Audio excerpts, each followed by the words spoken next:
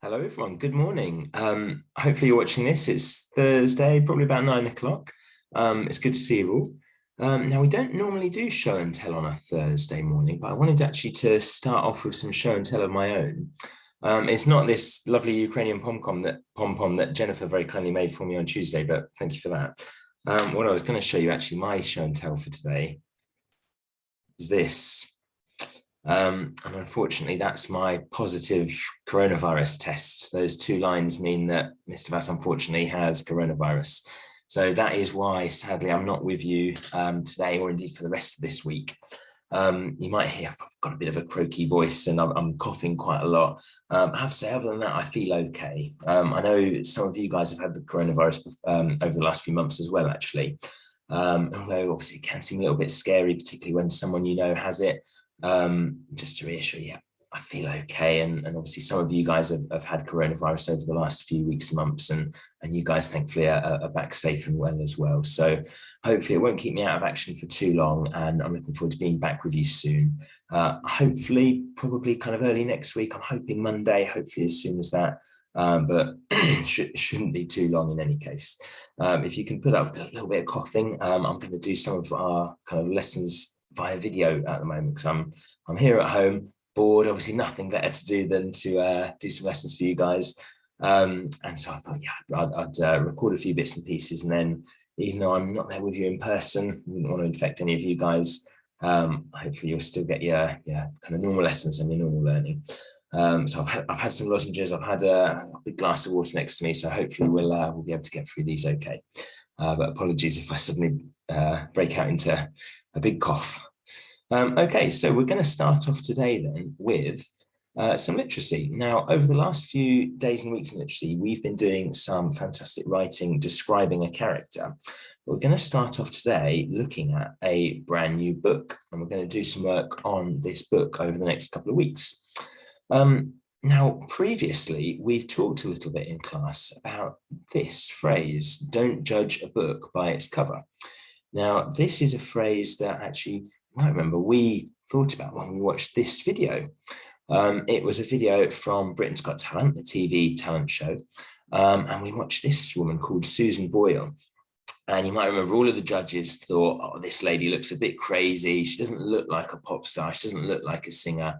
She's going to be rubbish. And they absolutely did judge a book by its cover. They judged her on her appearance, and then she stunned them all and indeed stunned the world with her fantastic singing. So she was definitely a great example of why we don't judge people by the way they look, which is the kind of the meaning of this phrase, don't judge a book by its cover. But you might remember we also actually thought about, can we, though, judge a real book by its cover? And we thought about the fact that actually, yes, we can tell quite a lot about a book by its cover. And that's not by accident either. The illustrator and the author will very often, very deliberately make, make certain choices on the cover of their books. So I'd like just to pause the video now over the next 3 slides and just have a bit of a think about what you might be able to tell about each of these books by its cover. You might be thinking about the size of certain things, the colors used, the position of certain things, and the symbols you can see on there. Have a bit of a think. What sort of book do you think this is? Who do you think it's aimed at? And what kind of story do you think it's going to be? So pause the video here, have a bit of a discussion about that in class, and then we can have some hands up and you can share some of your ideas.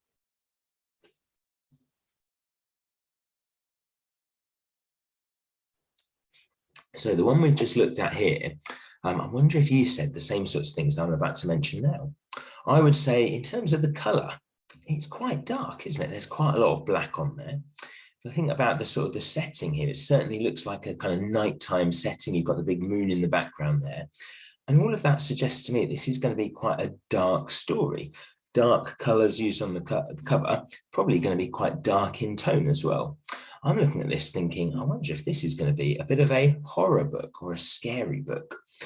There's certain symbols used here which might just indicate that. I think the black cat is often used as a bit of a horror symbol. This house, it looks like maybe a bit of a kind of haunted house or an abandoned house. It does look a little bit scary. The fact is a big full moon in the background there, again, might suggest that this is going to be set on a sort of dark, scary night. The fact that even these trees, actually, they don't have any leaves on them. They're not sort of big, bright, vibrant green trees. They look like quite scary ones. I think this tells us this is likely to be a scary book. So have a think again about the next slide, and we'll pause there and come up with some ideas.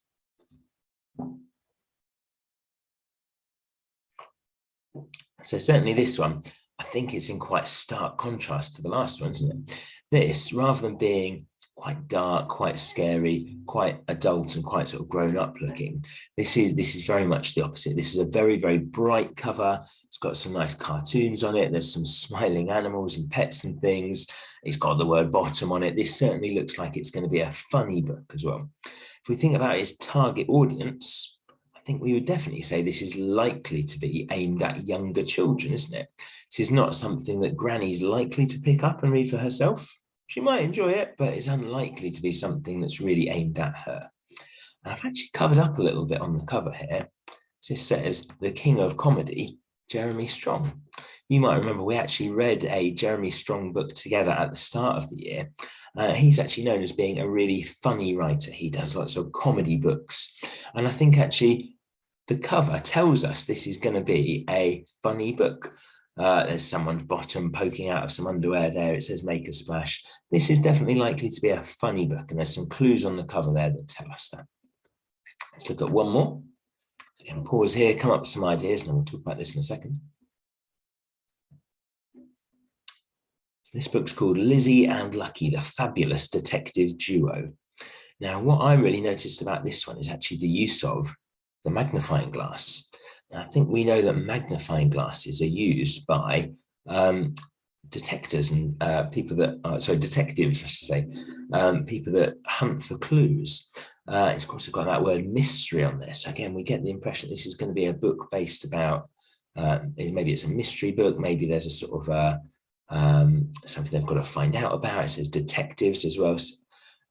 Nonetheless, though, despite all of those things, it's still got quite a bright cover. The little girl on there smiling. She's wearing nice, quite bright, happy clothes. So again, it's likely to be aimed probably at slightly younger people, but we can get the sense that probably the genre of this is likely to be a mystery story, perhaps. So we've certainly shown there that we can, certainly shown that we can infer quite a lot about a book from its cover.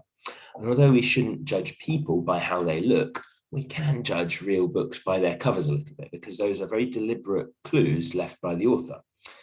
People can't choose how they look, but authors and illustrators do spend an awful lot of time choosing how their book covers look, because they want it to appeal to the right audience, and they want people to be able to actually take a bit of a look at it and get a good sense of what that book's likely to be about.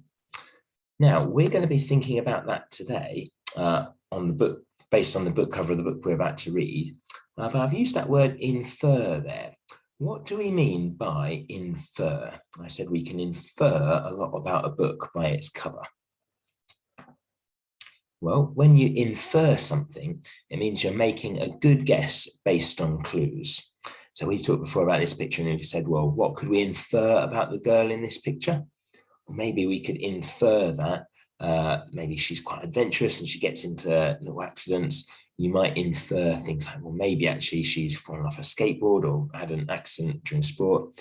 You might actually infer maybe that she's being bullied at school or hurt at school. That might be a reason that she's got those cuts. There's nothing there that explicitly tells us that, but that would be quite a sensible guess based on the clues that we've got here. We've got a bit of a clue there that we could make a sensible guess about. And when you're inferring, it means you're making a sensible guess based on the clues you've got. And as I said, authors and illustrators do this all the time. They leave a lot of clues there for us to see what's going on.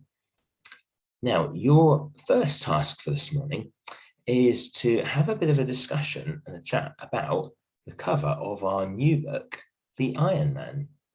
This is the one that we're going to be reading over the next few weeks. And indeed, we're going to read chapter 1 together tomorrow.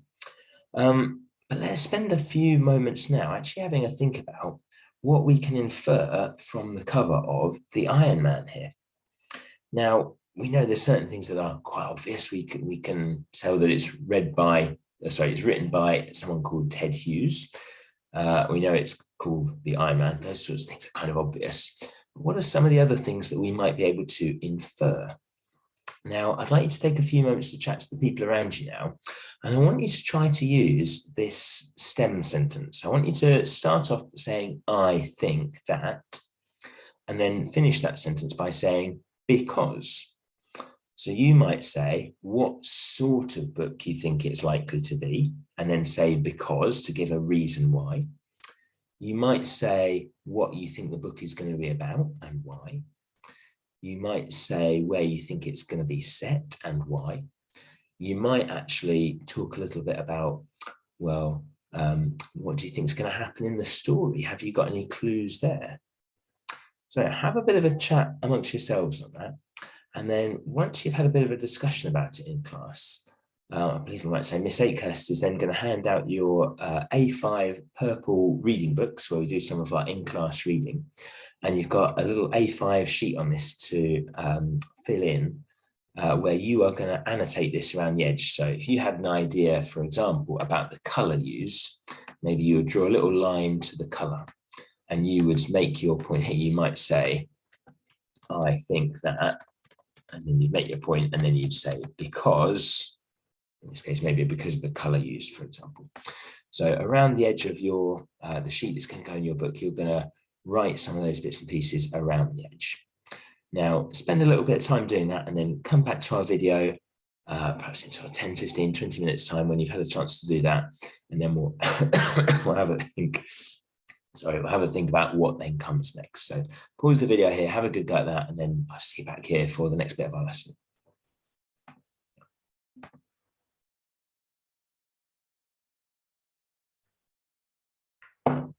Sorry, everyone, apologies, coughing all over the place. So the next part of our session today, I want to prepare a little bit for tomorrow's session, because tomorrow we are going to read chapter 1 of the Iron Man. We're going to read that together. But there are a few bits of vocabulary I think it would be worth us looking at in advance, actually just almost pre-learning some of these tricky words which we might see. Now, these are all words that appear in chapter 1 of the book, so definitely good ones for us to be learning about and finding out about. So there's a couple here that I've put in red there which relate to waves. They are different types of waves. Actually, I've put a picture there. I think that's easier in many ways than trying to describe these waves. A breaker is clearly there, a huge wave that's almost kind of splashing down on things. Whereas a swell is much more gentle, much more gradual, and you can see there you've almost got a kind of a repeating lines where they're coming in at regular intervals. Some of these other words, though, the ones in blue, I'd say some of these we might be able to define. Some of them, though, might be a little bit trickier. Some of them you might not necessarily know the meaning of, and that's okay. I've deliberately picked these ones out because I think these might be ones that we're not so sure about. So what you're going to do for the rest of the session now is I want you to have a good look through a dictionary and actually try to find the meaning of as many of these words as you can and write down the definitions in your A5 purple notebook. So have a little hunt through, and if you can find, for example, the word suede, in order to do that, remembering that dictionaries are written in alphabetical order, you're going to flip through your dictionary and try to find the S words. And then all the S words are in alphabetical order as well. So it would be SA words, SB words, and SC words. So SW words are going to be quite near the end of the S section. And then you're going to keep going until you can find this word, suede. When you do, you're going to find a definition of what that means. And like the example I've got on the board here, you're going to write a quick definition of that word. And maybe if you can try using it in a sentence as well. My example here was, if I was writing down speechless, I'd write speechless, underline it. I'd write the definition, that's what the word means, which in this case is unable to speak. And then I could say, I could then give it use it in a sentence, which is the boy was speechless. So have have a bit of a look at that one. Have a bit of a look at that one and see how you get on. And we'll go through some of our definitions at the end.